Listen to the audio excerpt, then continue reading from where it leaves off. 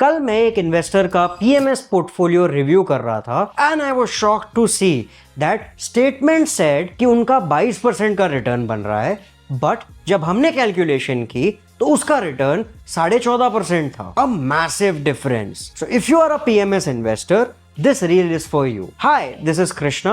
Welcome to the series What I Learned About Wealth After Managing 1000 Crores of Assets, Part 21. As investors into PMS, we are always relying on what the fact sheet says. PMS के case में there are two types of returns. एक होता है TWRR, माने time weighted rate of return, कि fund manager ने क्या return generate किया है जब जब उसने पैसा यूज किया है. बट एज एन इन्वेस्टर आपके लिए क्या मायने रखता है? The thing that most matters to you is मैंने पैसा कब दिया है और आज मेरा रिटर्न क्या बन रहा है, विच TWRR कंप्लीटली इग्नोर्स. इसके लिए आपको देखना चाहिए XIRR, which is money weighted rate of return और इंटरनल रेट ऑफ रिटर्न, कि अगर आपने पैसा 2 साल पहले दिया है, आज उस पैसे की क्या वैल्यू है और आपका ईयरली रिटर्न क्या बन रहा है. In this case the TWRR, which was reflective on the statement,